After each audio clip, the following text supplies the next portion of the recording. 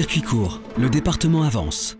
Pour amplifier sa démarche d'approvisionnement de proximité, le département vient d'adhérer à AgriLocal, une plateforme en ligne de mise en relation des fournisseurs locaux avec les acheteurs publics. L'avantage de cette plateforme, c'est le lien direct et enfin l'agriculteur peut avoir accès à la commande publique gratuitement et le lien direct agriculteur-consommateur.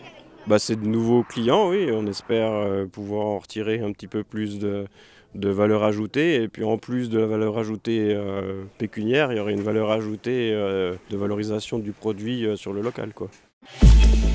Territoire, appel à projet.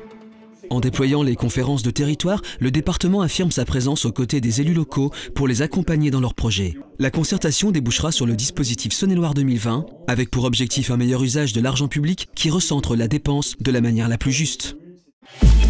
Saône-et-Or, le tablier du pont a franchi la 6.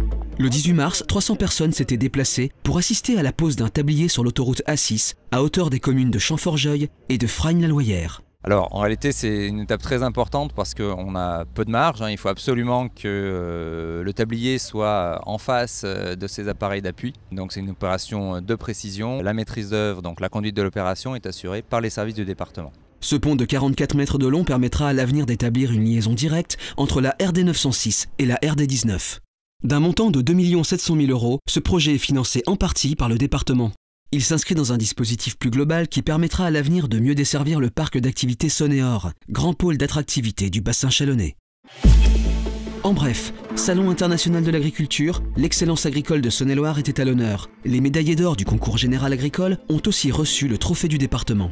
On est toujours fiers qu'on parle de nous, de la production qu'on fait et surtout notre race, le charolais, que ce soit bovin ou ovin. C'est vrai que c'est important de souligner que ce département est riche de son agriculture.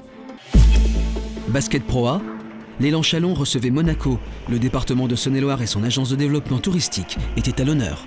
C'est une vraie fierté pour le département. On est vraiment derrière eux et on espère que cette progression va continuer.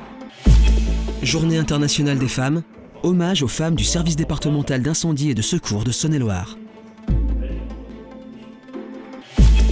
Le 24 mars dernier, André Acari, président du conseil départemental, et Bertrand Roufiange, président du SDIS, ont réceptionné 17 véhicules ambulances acquis en 2016 et qui seront affectés cette année dans différentes casernes du département. Un achat rendu possible notamment grâce au concours financier du département de Saône-et-Loire qui participe au financement du SDIS. Pour vous, le département agit.